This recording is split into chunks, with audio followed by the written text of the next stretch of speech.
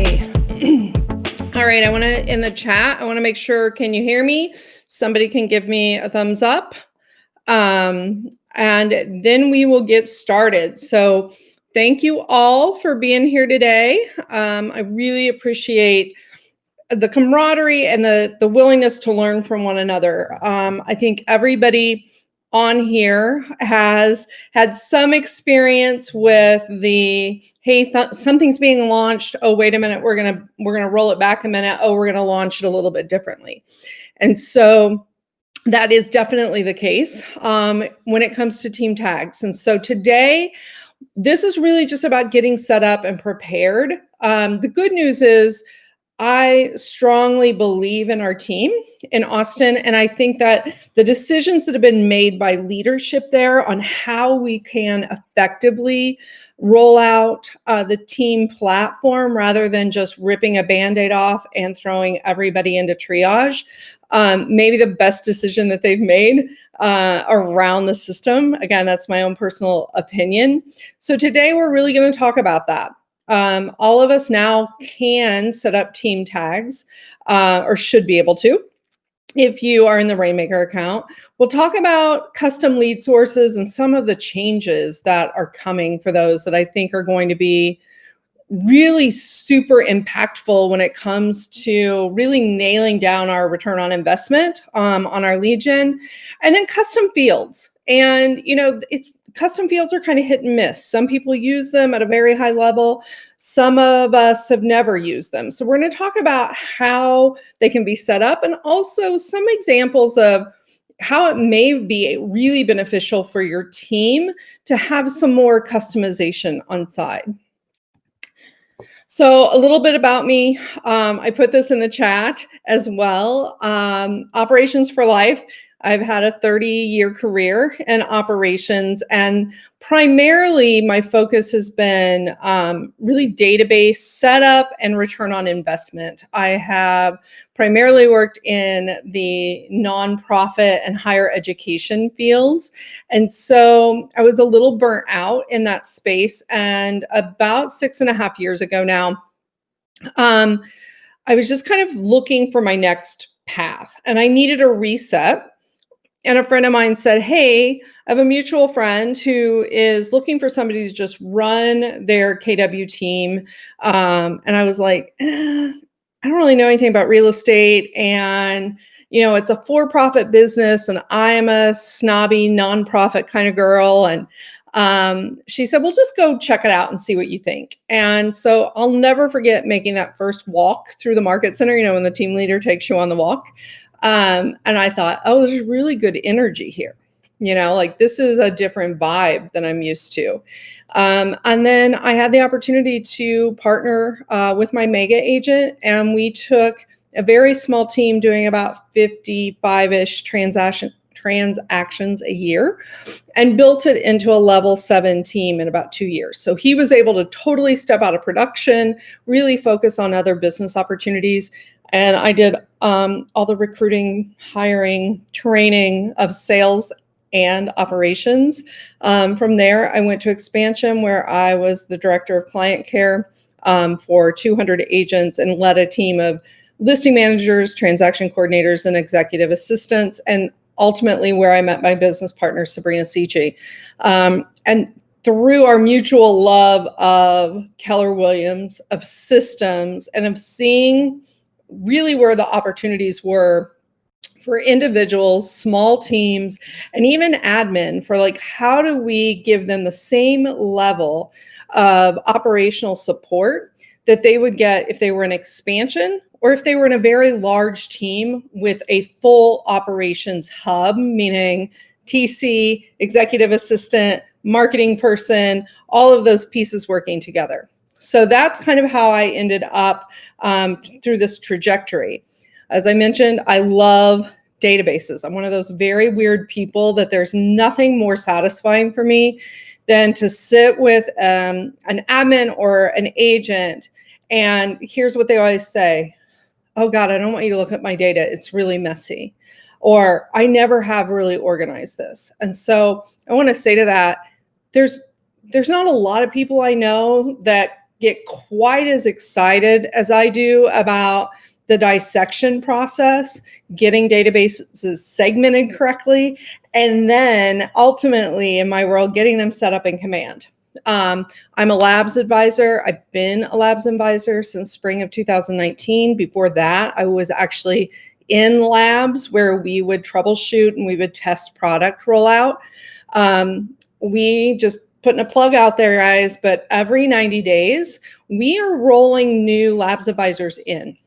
And so if you've ever thought about labs, if you've ever kind of wanted to be part of the conversation, please feel free to reach out to me privately, and I would get you on the roster for the next time. There is an application process, but it is something that I enjoy, and I think it brings value to everyone in my world, especially me, just understanding what everybody's going through. Also, I share my home with these amazing little cats over here and my husband of 22 years who puts up with me doing Zoom meetings about 6 hours a day. So let's get started. We have one question already. Oh, Johanna, can you hear yet? She said that she couldn't hear. It could probably be your audio settings or your mic is turned off. So just looking through some of our chat. Guys, while we're in the middle of this, if you have a question, throw it into the question box. And as I'm going through things and we get to certain endpoints, I'll look at those chats and those questions and we'll try to, go through them in that sort of rhythm. And then obviously at the end, if you have any questions, we'll go there as well.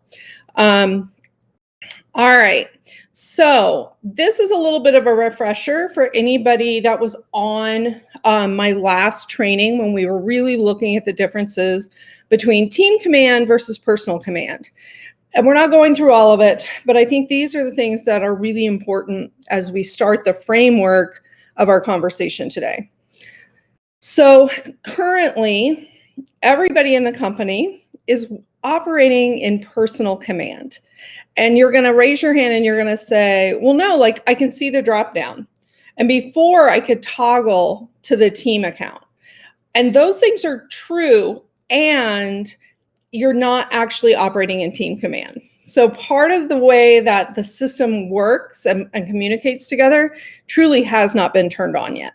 So although you may see some of the components, we're not quite to the stage where all the bells and whistles are working. So just know that as things are rolling and they're getting set up and ready to go, you're going to see different toggle switches and you're going to see different things in settings.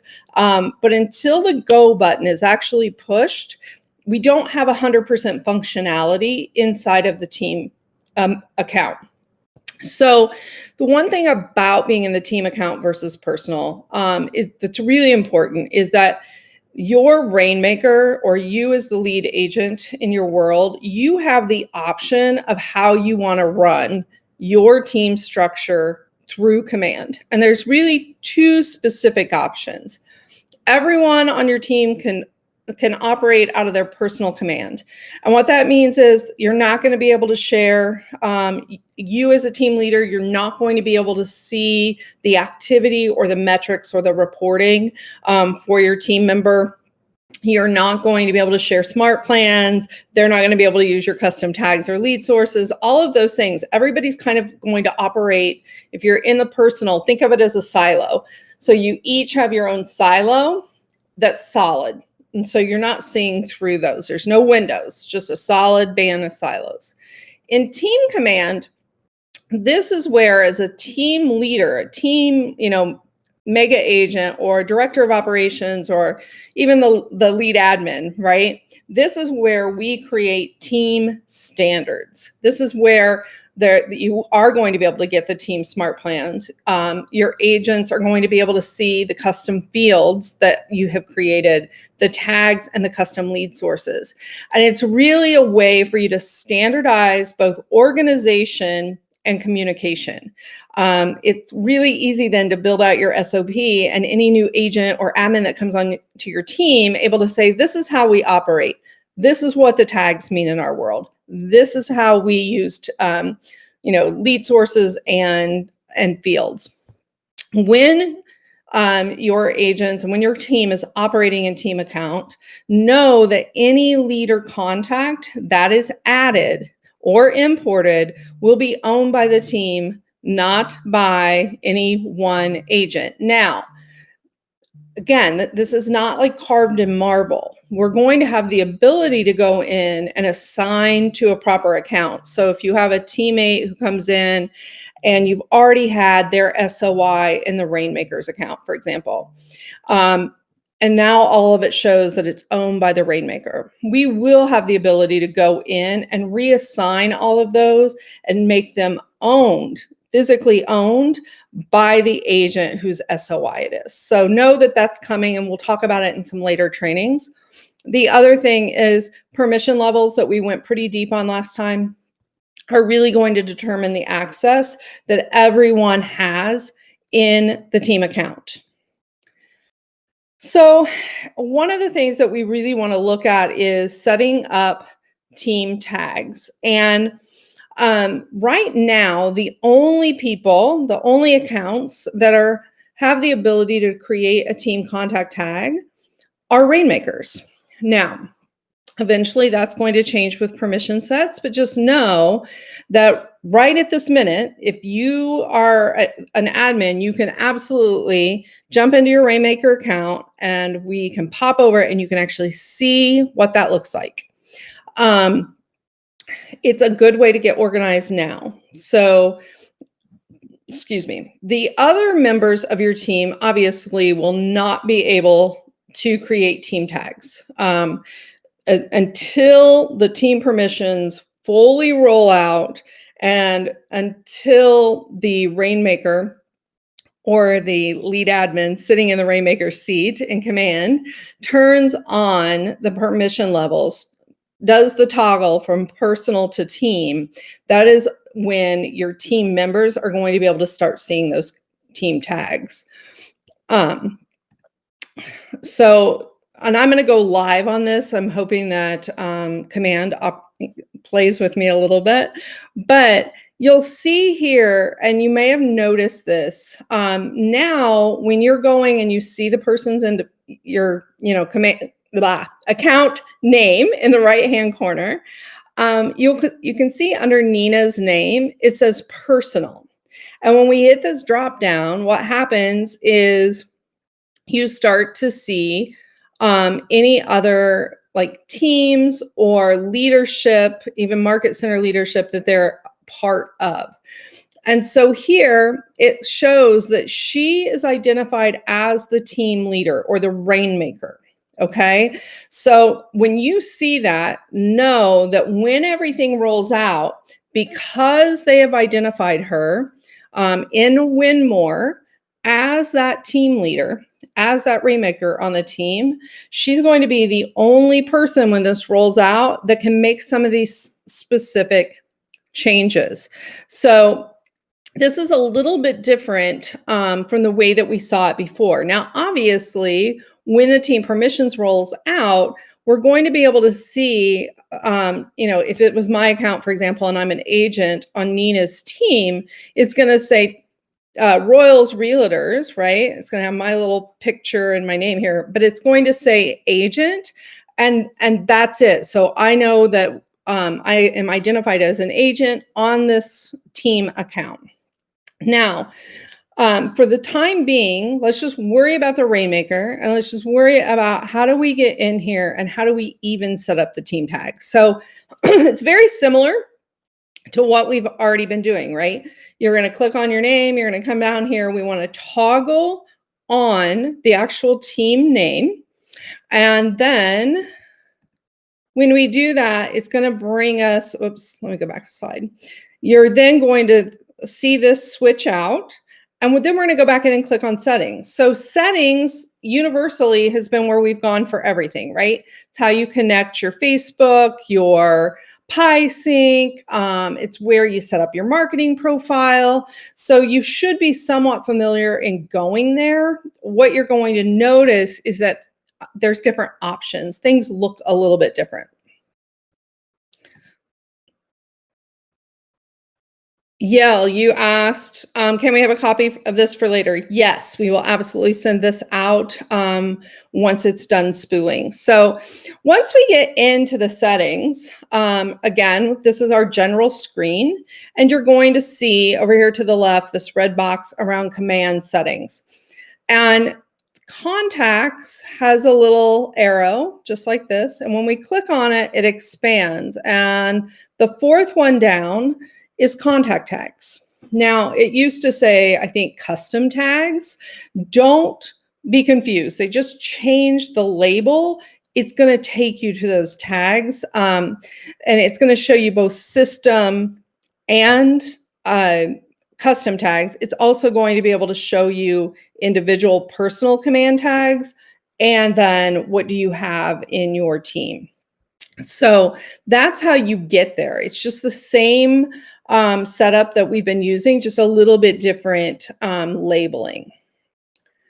So when you get to this place, I think it's really important to notice that now where it says contact tags, it will give you the team account. And because Nina, remember we toggled on Nina and made her go to her team account, she isn't operating out of her personal, it automatically sets us that we're looking at the team tags.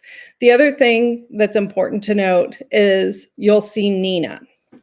Now, as this continues to roll out, you're going to actually be able to see Nina and her other buyer's agent and her admin and her listing manager. All the people on her team will actually, you will be able to click into individually if you have them set up as part of the team command for your team. So it's really important. This is the area in settings that you're going to come in and do those toggles. So if you keep them personal, you're not going to be able to see them here in the contact tags area. But if you've toggled them over to team command, you will. The other thing that's really important here is this created by.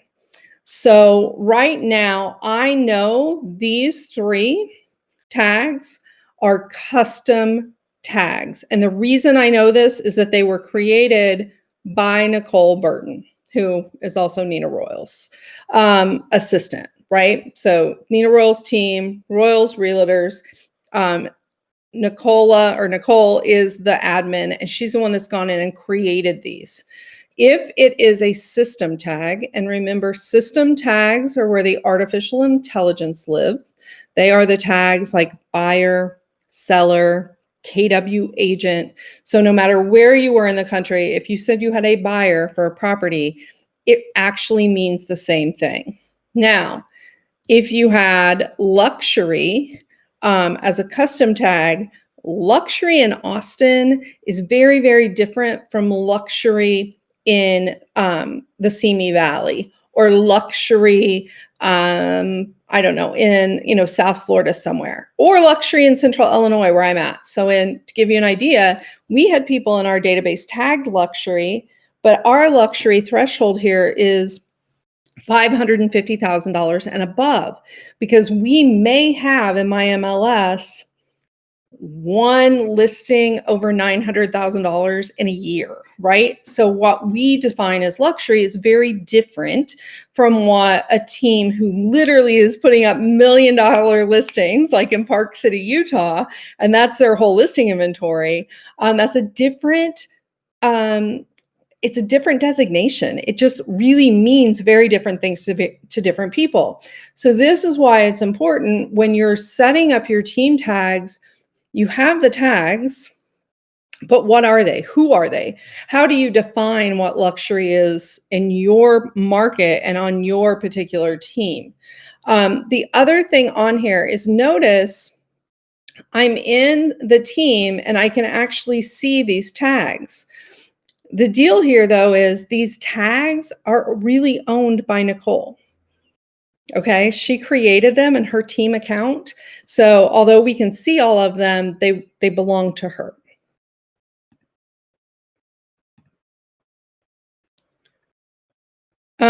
Mackenzie Kuntz, this is a good question. So will agents on the team be able to toggle between their personal command and team command, no, they won't even actually see that switch. It is only in the Rainmaker's account or the accounts where the Rainmaker has given unlimited access. So if you're the lead admin on the team, director of operations, COO, and you have unlimited access, you can go toggle them back and forth, but the agents absolutely cannot. And we don't want them to.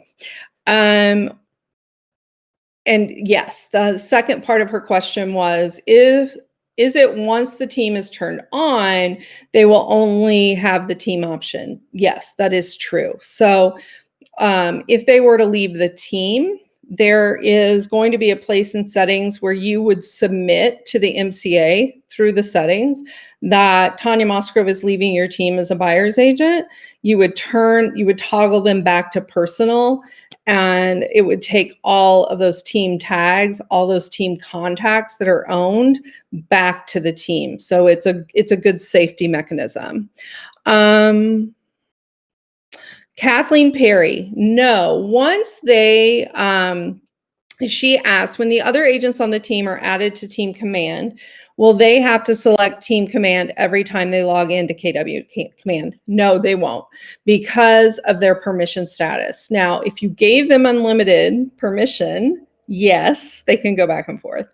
But at just a standard permission level, no, they're just going to log in and they're going to be in their team account. Those are good questions. Keep them coming. So the other thing I want you to notice is what it looks like in terms of ownership and agent assigned when we're in the same record. So this is actually a friend of mine. We spell her name the same way, but she is a friend of mine. And this is what the personal view looks like. It shows me the lead source that she was imported. It shows me as the owner. So I'm in my account, I'm the owner. In the team view, everything's the same except that there is an assigned to. And that assigned to is where you get to go in and you can say, hey, Betty Buyer's agent, this is my good friend Tawnya, and she's looking to buy. And I've assigned her to your care. And so when you do that assignment, this person is going to show up for the agent that it's assigned to. And then all of their notes, anything that they're adding to the timeline, you're actually going to be able to see. The other thing that's going to come up inside of the actual contact screen is where this says owner again, and it's me. This vernacular is actually going to change to account. And what that means is whose account does it actually belong to? So if this is my personal SOI, and I'm the Rainmaker, but it's my SOI, right? And I want to designate that somehow. The account could still say me, meaning it's my personal sphere and I own it. Or it could be that we have everybody already set up. We put them in, they all, for whatever, imported under me as the mega agent. Really though, they're team leads, right? They've come in from open houses, they've come in through online leads, whatever that is. And they're not my SOI, and there's no reason for me to be the owner. At this point, you're going to be able to see account. And when you see account, you can actually tie it to the team account. Now you're saying, well, what's the difference? How can that matter? I don't think it matters in terms of ownership, because me as the Rainmaker owns everything in it, right? But if we're looking at how many team opportunities do we put in front of our agents versus how many sphere opportunities do we put in front of agents, whether that's my sphere or another agent's sphere, That's where it becomes important. Those are the things that matter when you're looking at return on investment, when you're looking at conversion rates. So just know that this box is where you're going to be able to start seeing both the account / owner and then who the agent that is assigned to. The thing to notice on this too is that, let's say I change the owner to the team. So it's Tawnya Mosgrove team is the owner or the account holder. And I assign it to Carrie Leschner on my team. Were Carrie to leave my team, we retain ownership of the contact. The only way we don't retain ownership of the contact is if the owner was, or the account was assigned to the individual agent. And where that applies is with their SOI. So that's a lot to go into in terms of personal and team view, but this is a good way for you to kind of see how the almost the breadcrumbs are going to work together. Now, this is really important. So on the custom team tag setting page, you will see all the tags you have created. So if we go back to this slide, right, and there's going to be a whole laundry list of tags. It's the same. You can go into the edit button and edit the name and color of each tag. You can select the delete button if you want to get rid of an unwanted tag. So I'm going to share my screen just a minute so that we can look at Casey's team.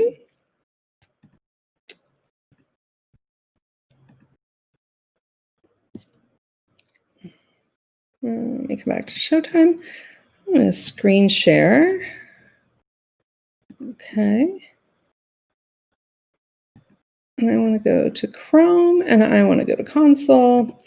All right, so here is a team. It's Casey Mock, and it's the Mock Ranches team. I know this because it tells me it's the Mock Ranches team, right? Or we have Casey Mock, who's personal. And you'll notice that this says default right now because that is how it automatically sets up. So when you move everybody to the team, you're going to see that the Mock Ranches team, that team leader profile, will become the default once you toggle. So when I'm in here, I'm going to be able to see the Mock Ranches team. I'm also going to be able to go over here to Casey Mock. Now, on the Mock Ranches team, if you notice, I can't see any of the linked contacts. And if you haven't played with this before, I find this almost easier sometimes than messing with the smart views or the filters because they can get cantankerous. But the linked contacts, you can actually click on these and it's going to take you right to the contact list. So this is how we know on this side right now, number one, they were created by Casey or an admin, I'm assuming. You can see what date they were created on, but you don't have linked contacts. So what we know is these are not team contacts. We're just seeing a mirror of the personal. If we want to create a new team tag, what we can do is we're going to be under the Mock Ranches team. We're going to say create the new tag. We'll call this Tawnya Test. And you can apply the color just like normal, and we can create it. Now, if I come down, these are all, by the way, if you haven't figured this out yet, they are all in alphabetical order. So we come back here, find me.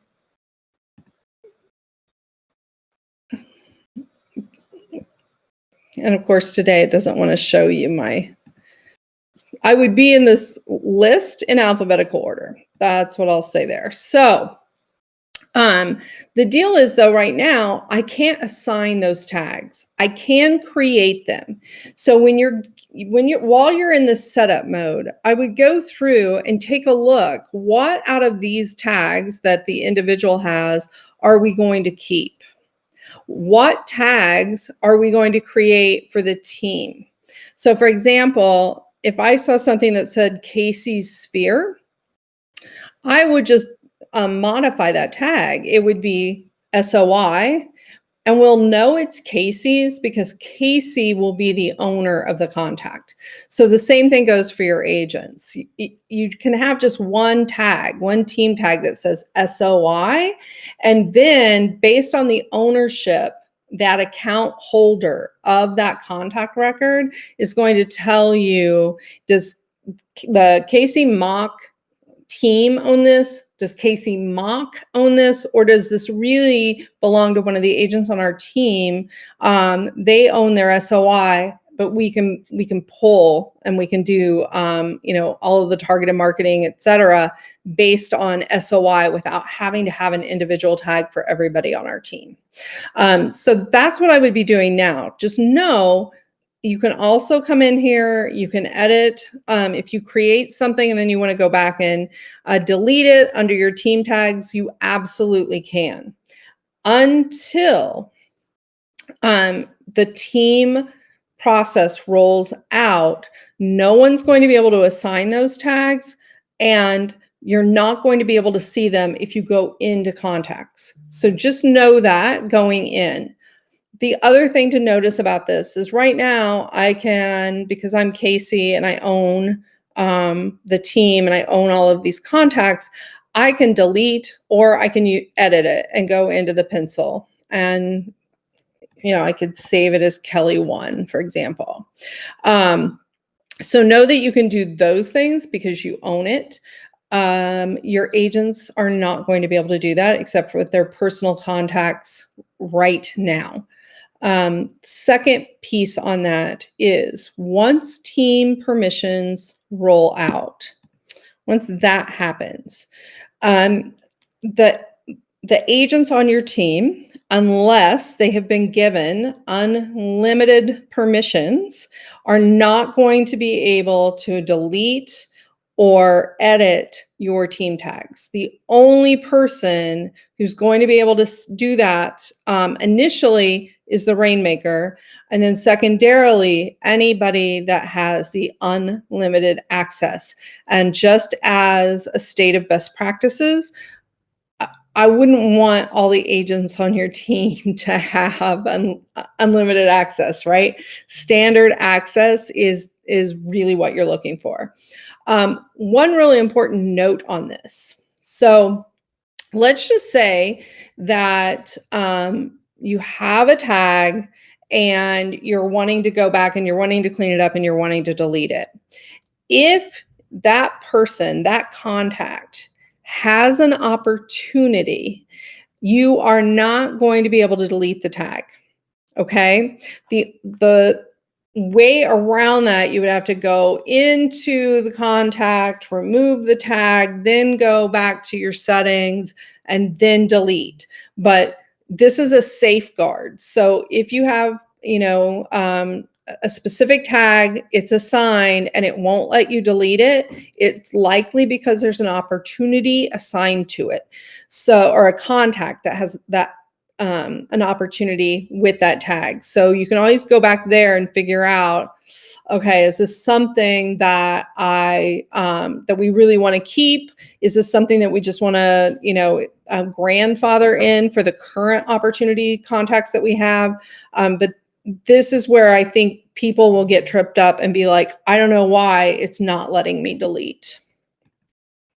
All right, I'm seeing some more question. So can I cover the difference between the share with and assign to functions? So the share with will actually go away. It will change to assign to, because really what that means is, and this is something we discussed with the development team. Sharing is like, oh, here, do you want to share this piece of pie with me? And we both eat our piece of the pie. Where assigned to means I'm a team leader and I want my buyer's agent to go work this lead that came in. Or, I'm the buyer's agent and I need the lead listing agent on my team to work with a member of my SOI. So it's a way to really designate who is working with that individual. The follow-up to that is, I'm pretty sure, is that we want you want to make sure that you're very clear with the expectations around it, right? So define it. Beth, one thing you've done to minimize confusion right now is my team tags all have the letter T in front. That's great. Make sure you go back in and take it off when you get ready, but I like that as a solution. Tags that we create within the Rainmaker today, will those come as team tags when the toggle turns off? Not if you're in the Rainmaker personal account. The only way that the team tags will stick is if they're created under the team. Now, you cannot assign those today. You can create them, but you're not going to be able to assign them. So just keep that in mind.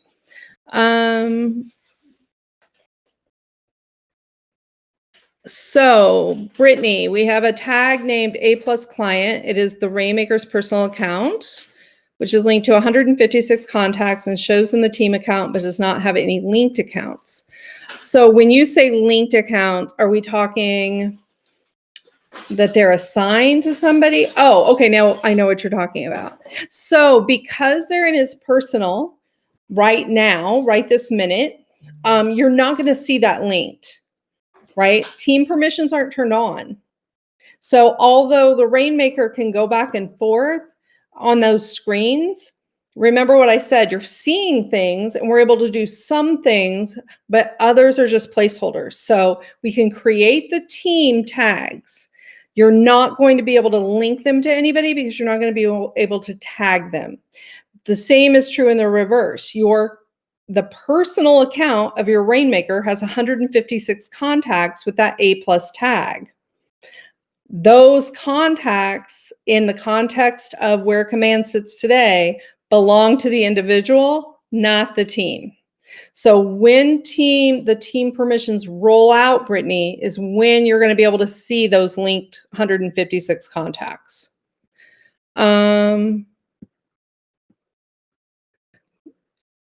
So what did Krista say? I say, Krista, get your team tags set up. That doesn't mean go in and create a bunch of tags. What you need to be doing is defining what tags do my team need. If you are using more than 20 tags, and I exclude the bold D2D tags in that, but if you are truly using more than 20 custom tags, I want to challenge you and ask you why. We have to think of tags, guys, as and or. I don't need to see Betty's buyer. I don't need to see Barb's buyer. What I need to see is buyer, which is going to tell me these are all the buyers, and it's a system tag. And then they're assigned to or owned by Barb. They're assigned to or owned by Betty. Same thing with past client. We don't need to say past client, and we certainly don't need to say past client 2021, past client 2020.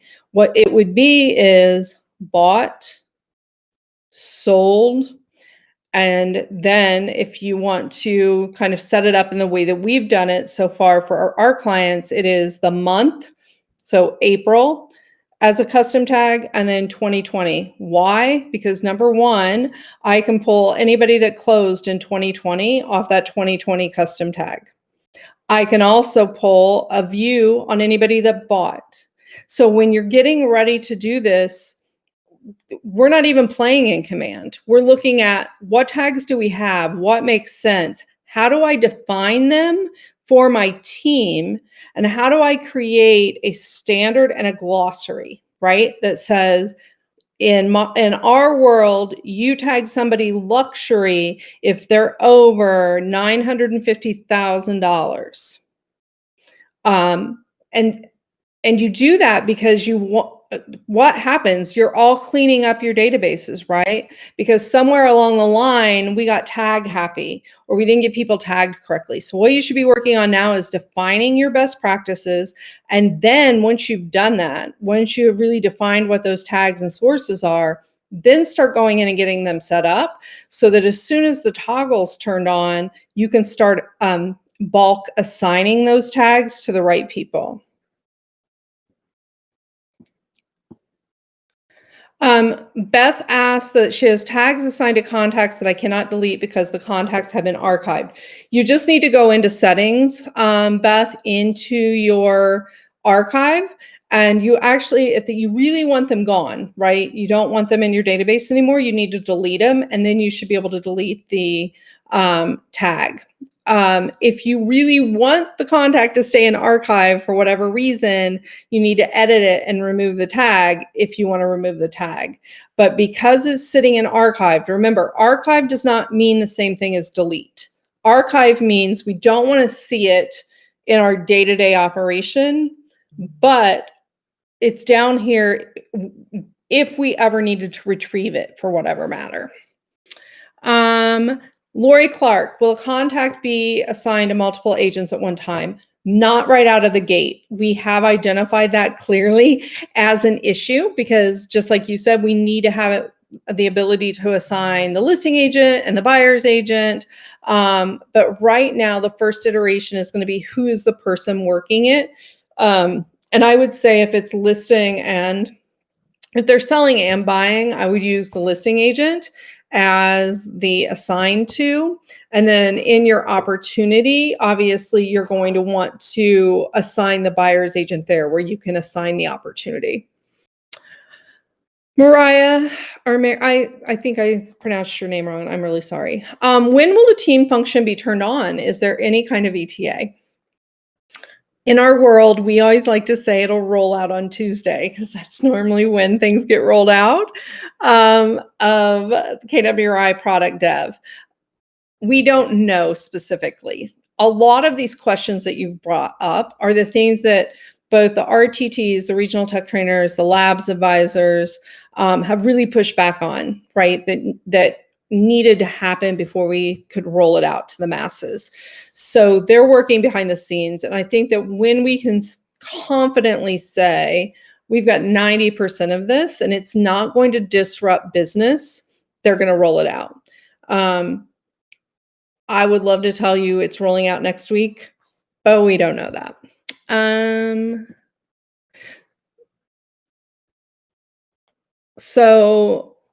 Johanna, we'll be doing this for you in your migration, so you won't have to worry about it, but it actually would get created in the team account. So we'll talk about that later.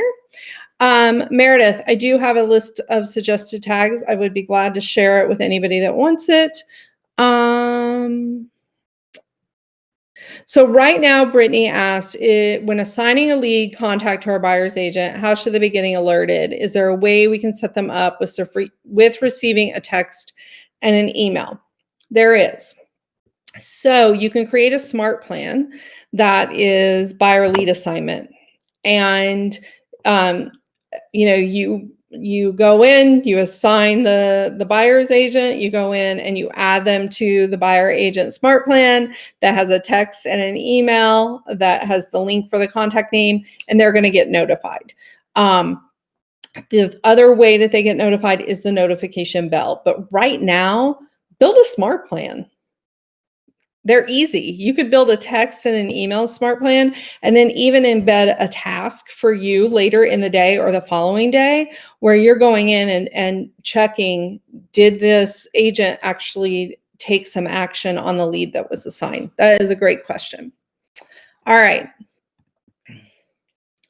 So setting up team sources, I'm not going to dig real deep in here. It is the exact same thing as the contacts. So you're going to go into the settings. You're going to, instead of pick contact tags, you're going to pick lead sources. And then you're going to come in here and you're going to be able to create custom sources.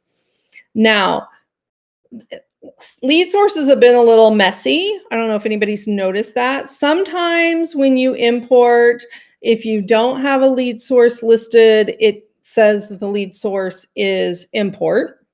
So we know it came off your import sheet. If it PySynced, it will say the source is PySync. Or a lot of times if you have Facebook or Zillow, it'll actually, it'll import in there. We've not had the ability to create custom lead sources. And so this is what I think is super cool, you guys. Remember, I'm a database junkie. I want to know what my ROI is. And what we're doing now with lead sources is flipping amazing. So number one, there are two types of lead sources, just like there are two types of contacts, right? Tags. You have system. These are the ones that, KWRI sat down and said, this is the list of tags that our labs advisors, our big teams are saying are their primary sources of business. And so they built those in already into command. Those are the ones that you're seeing. And then we have the ability to create custom lead sources. Now note, you cannot edit or delete a system lead source. It's the same as with a system tag. That is where the artificial intelligence lives. That is where we can say, Gary Keller can get on stage and confidently say, oh my God, you guys, do you know how many Zillow leads are in our system because you're paying Zillow to take your data? All right. Well, the reason he can say that so confidently is because Zillow is a system tag and it means the same thing across the board. So just note that same thing applies with lead source as it does with contact tags, only I'm a little more concerned even with lead sources because we're right in the very start, right, of business planning for 2021.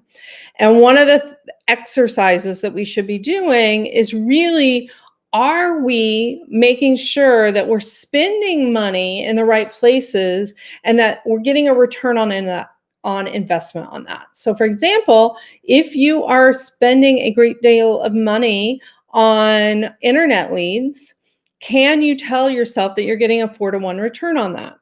And so when we are working with lead sources, again, we don't need 100 lead sources.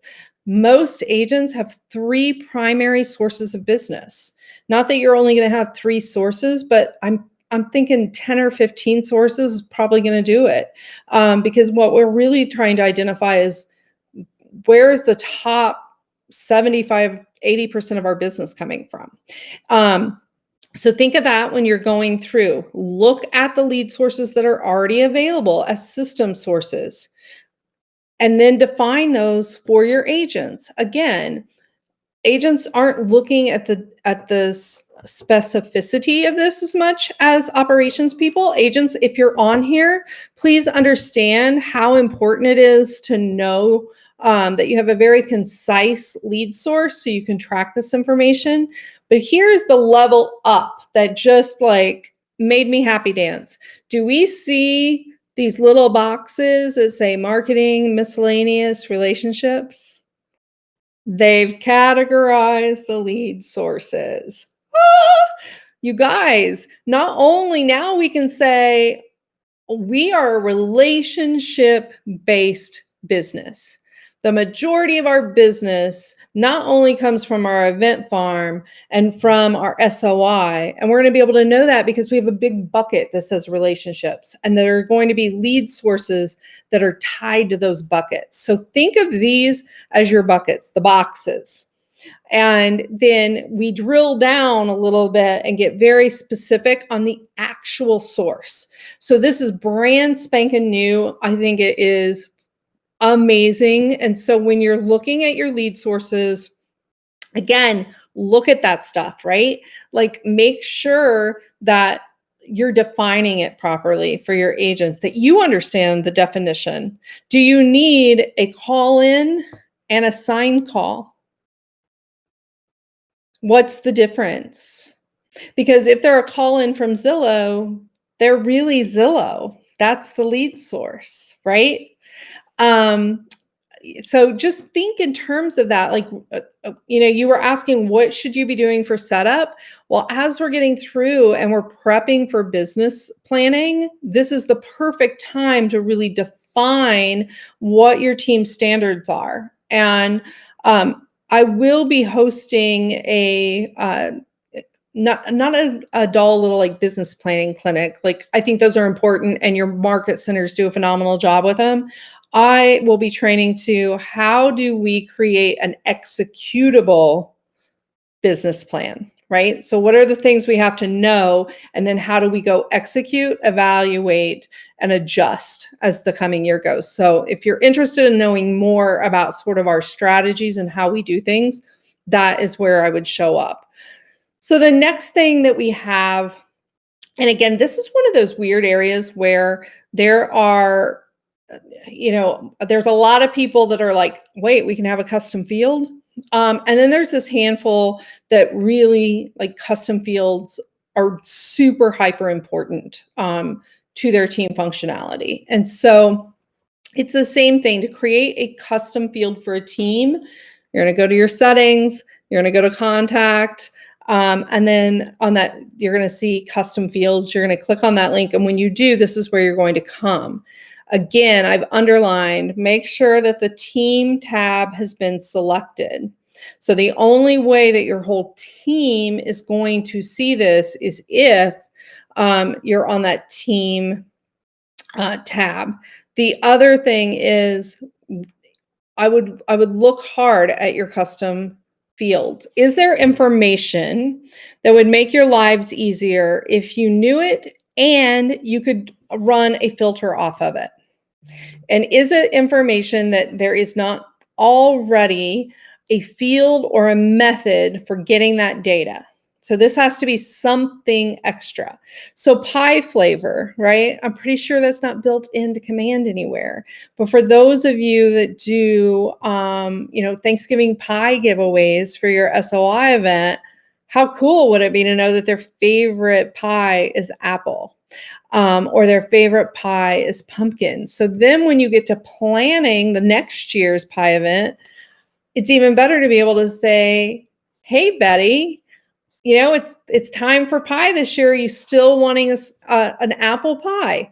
And they're going to be like, oh my God, they remembered, right? That my favorite pie is apple. So think in terms of that when you're setting up team custom fields, and know that you're going to want to define the parameters of that field. So there's a lot of drop downs. You can have a drop down, you can have a checkbox. If it's a drop down, you can add, the drop down options. Here's the big deal though. Make sure that if you want it to show up on any team contact that's created, that you have the make default custom field checkbox checked. And that way, no matter what, it's going to show up on the contact record. So you add a contact record and your new custom field is going to be there. So let me go back to the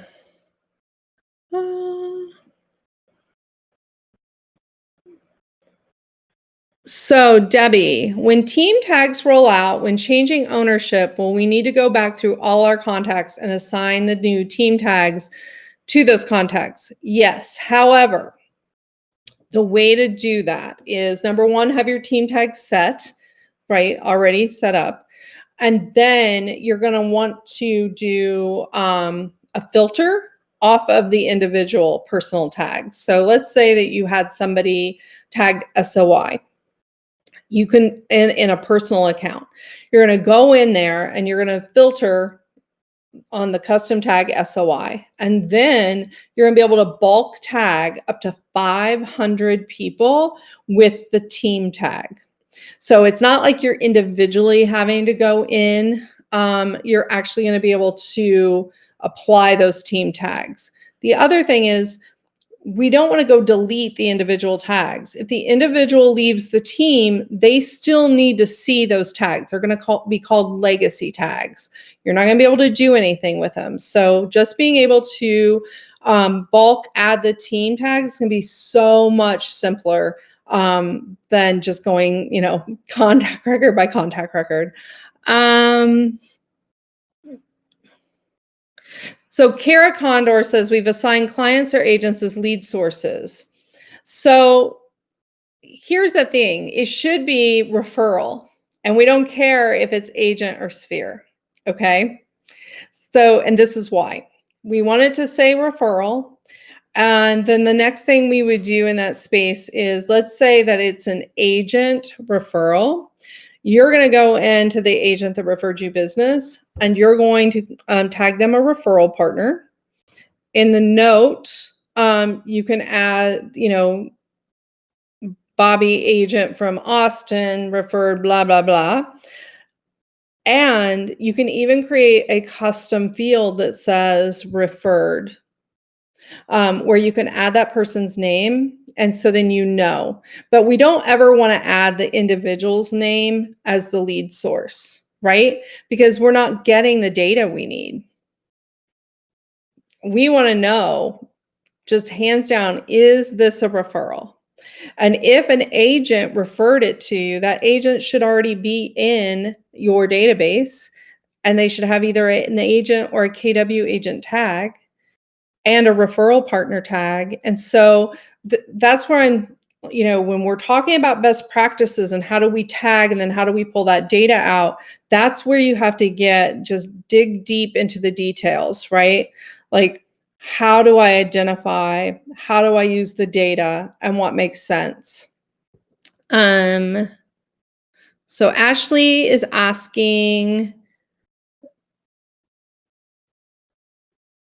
our team uses opportunity tags for the transaction. Example, the lender, settlement, loan type of house. Contact tags we use based around just the contacts itself. Yes. And know that the opportunity tags, that is a perfect way to use them. Contact tags, though, so for example, I'm assuming, and I'm just going to throw that out, is that for example, let's say that your lender. So my lender is Michelle Mott. She's in my database, right? And I have her tagged as an allied resource, which is a system tag.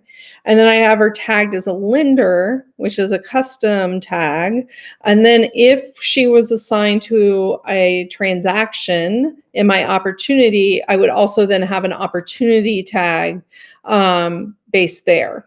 So like FHA, VA, something along those lines. So as long as it makes sense, you can get the data out that you want, and that you can stand up in a team meeting and give an agent, and most agents are high Ds or Is, and it needs to go like this. If your tags and your sources are so convoluted and complicated that you can't explain what they are in under 5 minutes in a team meeting, you've got work to do. Go back and let's relook at them. That is my golden rule when it comes to tags and sources and even custom fields. So I want to go over again the permission levels. Right now, everything we've been talking about requires an unlimited permission level. And as this rolls out, your rainmaker is the first person that's going to have that. And so someone with a permission level of unlimited has unlimited access to the data. They can access and manage any leader contact in the system, regardless of who it's owned by. They can, associate the permission level. So let's say I've got unlimited access, and one of the buyer's agents comes in and says, well, I want unlimited access. If I've been bestowed unlimited by the rainmaker, I could literally go then give unlimited access to the agent. So think about who you're giving that setting profile to. Same thing when it comes to smart plans. Unlimited, can create them, we can edit them, we can delete them. So who gets the power? Something to know, and this is a little bit different since 2 weeks ago when we met. Version 1 of team functionality, when they finally hit the go switch, only rainmakers are going to be able to create team tags, lead sources, and custom fields. Okay? That's different than what they had told us 2 weeks ago, which is when it rolled out, all the Rainmaker had to do was go in and give unlimited access to someone. So those of you who are operating in an administrative function for your team, please know that at the very first version, you're still going to have to log in as the Rainmaker to make some of these things work. That is also going to apply to lead routing. In future releases, so as things roll out and they're beta tested and things are going well and they release the next iteration, we're going to be able to go back to that thing that says, okay, I give my lead admin unlimited. I give my listing manager enhanced. I give my agents on my team standard. So just know that coming out the gate. Here's important. If you are on a team with 2 Rainmakers, they're both Rainmaker accounts. Again, this is something different as well. Both Rainmaker accounts are going to merge into the team command account. Previously, it was only going to identify one Rainmaker, right? And we were going to have to do some finagling. If you and the co-Rainmaker have the same contacts, you're going to have a duplication. So be looking at that as well and figuring out how do you want to clean that up. Then at the end of this is a 20-minute quick and dirty from the labs team on how to get set up. Rosemary is a doll. She is on all of our labs calls. She's our go-to person. And continue to watch KW Connect and the answers.kw.com as things are evolving. In your handouts, I've given you 3 of the answers.kw.com sort of step-by-step pieces. Know that those change, right? So part of what I put in here are modifications based on the information that KWRI is sharing. So you may download it today from this training and something could change on Friday. So just be aware this is moving around. So Eric, you asked if a client buys and sells twice over 2 years, what's your suggestion for tags? So it'd be bought, it would be sold. You would have the most recent month in the most recent year as custom tags. You're also going to have in the anniversary that most recent. And then you want to make sure that you're putting in your notes because that note will stay in the timeline, their purchase history. Now, once you've been operating inside of Command and you've got the opportunities, those opportunities are never going to go away. But I would assume if you've had somebody that's done this twice over 2 years, it's likely that maybe that first set of purchase and sale were not in Command opportunities. So does that make sense? So anything that is not in an opportunity, add as a note. Once it's in opportunities, bought, sold, the most recent month, the most recent year, the most recent full anniversary date in the anniversary field, and you're going to be able to see their whole transaction history. So I answered Brittany. Lori Clark, yes, you are absolutely. She asked, when the team function is turned on, will we see the tags currently in the personal tags? Yes. So when we were looking at that screen and you could see the personal tags and you could see the, and personal, by the way, they're going to refer to as legacy. So you're still going to be able to see those legacy tags. You're actually going to be able to filter off the legacy tags. So it'll make your life so much easier. You're gonna be able to filter off a specific tag and then bulk add that team tag straight to it.